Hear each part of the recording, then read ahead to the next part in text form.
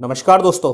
आज की वीडियो में हम बात करने वाले हैं गेहूं के लिए सबसे दमदार स्प्रे के बारे में। आपकी गेहूं की फसल 70 से 80 दिन के बीच में है और आपको इस समय पर अपनी गेहूं की फसल में एक स्प्रे करना है जो आपकी गेहूं की फसल के लिए सबसे रामबाण स्प्रे होगी। अगर आप अपनी गेहूं की फसल में इस समय तक सारा कुछ डाल चुके हो और या फिर अपनी गेहूं की फसल में डालने में कुछ कंजूसी करी है तो इस समय पर केवल आप इसी स्प्रे से अच्छी पैदावार ले सकते हो और आप अपनी गेहूं की फसल में इस समय पर इसके स्प्रे से अपनी पैदावार को बढ़ा सकते हो। हमारी गेहूं की फसल 70 से 80 दिन की है तो इस समय हमें यूरिया का बिल्कुल प्रयोग नहीं करना है क्योंकि यूरिया का जो काम करने का था वो यूरिया कर चुका। अब हमें अपनी गेहूं की फसल में यूरिया को बिल्कुल नहीं डालना है क्योंकि अगर हम इस समय पर यूरिया को डालेंगे तो हमारी गेहूं की फसल में ये रोगों को ही बढ़ाएगा, साथ ही हमारा पैसा भी बर्बाद होगा क्योंकि यूरिया को डालने से अब कोई फायदा नहीं होगा। तो दोस्तों कौन सी ये दमदार स्प्रे है जिससे कर हम अपनी गेहूं की फसल में ज्यादा पैदावार ले सकते हैं। तो वीडियो आगे शुरू करने से पहले अगर आपने हमारे यूट्यूब चैनल को सब्सक्राइब नहीं किया है तो सब्सक्राइब करके ऑल नोटिफिकेशन को ऑन कर दें जिससे आने वाले वीडियो का नोटिफिकेशन आपको मिलता रहे। तो दोस्तों इस समय पर हम अपनी गेहूं की फसल में स्प्रे करेंगे 05234 को और इसके साथ ही हम अपनी गेहूं की फसल में बोरोन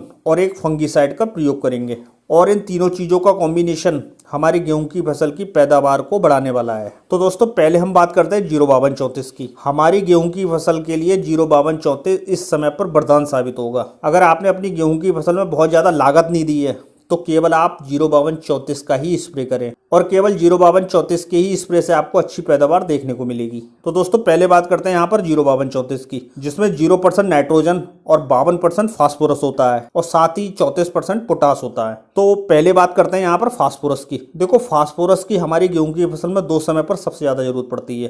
पहली जड़ों के विकास के समय और दूसरा जब हमारी गेहूं की फसल गभोट अवस्था में हो। और इस समय पर हमारी गेहूं की फसल में फास्फोरस की सबसे ज्यादा जरूरत पड़ती है। फास्फोरस का यहाँ पर काम होता है फूलों और फलों का अच्छे से विकास करना। अब यहाँ पर कई सारे किसान ध्यान देते होंगे कि उनकी गेहूं की फसल में बहुत अच्छे से दानों का भराव नहीं हो पाता है क्योंकि अगर इस समय पर हमारी गेहूं की फसल में अगर फास्फोरस की डेफिशिएंसी आती है तो निश्चित हमें पैदावार कम देखने को मिलती है। और इस समय पर अगर हम फास्फोरस को स्प्रे के रूप में दे देते हैं तो हमारी पैदावार बढ़ना निश्चित है। फास्फोरस इस समय पर सेल डिवीजन को बढ़ाने का काम करता है। कई सारे किसान शिकायत करते हैं कि दानों का वजन कम रह जाता है। फास्फोरस का यहाँ पर काम दानों का वजन बढ़ाने के साथ रोग प्रतिरोधक क्षमता को बढ़ाना होता है। यहाँ पर आपने कई बार ध्यान दिया होगा कि फसल को बहुत ज्यादा स्ट्रेस का सामना करना पड़ता है या आपकी फसल में इस समय पर बहुत ज्यादा रोग आते हैं। अगर फास्फोरस की इस समय पर कमी होती है तो हमें सबसे ज्यादा रोग देखने को मिलते हैं। बालियों को ठीक से भरने में फास्फोरस का ही काम होता है और इसके साथ ही फोटोसिंथेसिस की क्रिया भी बढ़ाता है जिससे फ्लैग लीफ आपका ज्यादा हरा नजर आता है। और आपकी गेहूं की फसल में जितना फ्लैग लीफ हरा होगा आपकी गेहूं की फसल उतनी स्वस्थ होगी और उतनी ही ज्यादा आप पैदावार ले पाओगे।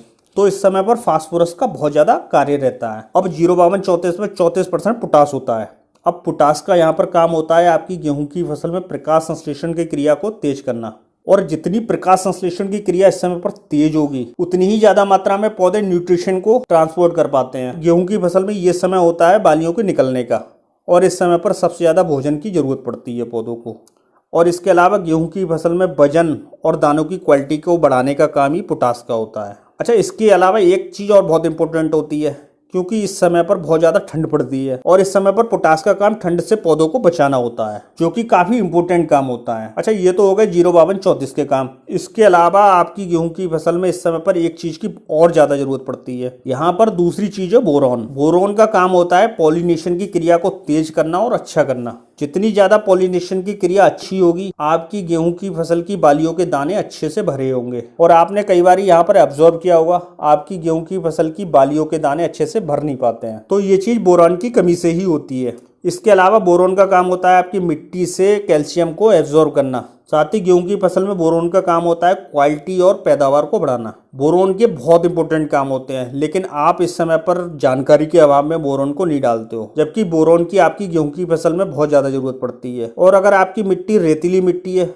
तब तो और ज्यादा दिक्कत होती है। अब इसके अलावा बोरॉन का काम होता है शुगर और कार्बोहाइड्रेट को पौधे की बालियों तक पहुंचाना। मान लीजिए एक हिसाब से ट्रांसपोर्ट का काम करता है। अब दोस्तों ये तो बात हो गई 05234 और बोरॉन की। अब तीसरी चीज यहाँ पर आप ले सकते हो बहुत अच्छे फंगीसाइड को। अब कई सारे किसान यहाँ पर सोचते हैं कि फंगीसाइड का जब हमारी गेहूं की फसल में कोई रोग नहीं है तो हम फंगीसाइड को क्यों डालें और हम पैसे को क्यों बर्बाद करें। तो दोस्तों कई बार रोग आने से पहले भी आप अगर फंगीसाइड का प्रयोग कर लेते हो तो रोगों के आने का चांस कम हो जाता है। जिससे आपको ज्यादा पैदावार देखने को मिलती है। तो दोस्तों अब बात करते हैं 05234 और बोरान की हमें कितनी मात्रा में स्प्रे करना है। तो आप अपनी गेहूं की फसल में 05234 की 1.5 किलो प्रति एकड़ के हिसाब से स्प्रे कर सकते हो, और इसे कम से कम आपको 150 लीटर पानी में ही स्प्रे करना है। और इसके साथ ही आप बोरोन को मिलाना चाह रहे हो तो यहाँ पर बोरोन की 100 ग्राम मात्रा ले सकते हो, जिससे आप 150 लीटर पानी में स्प्रे कर सकते हो। और आप स्प्रे से पहले ध्यान रखिए, जिस दिन आप स्प्रे करने जा रहे हो तो उस दिन मौसम साफ हो और ओस छूटने के बाद ही आप स्प्रे करें,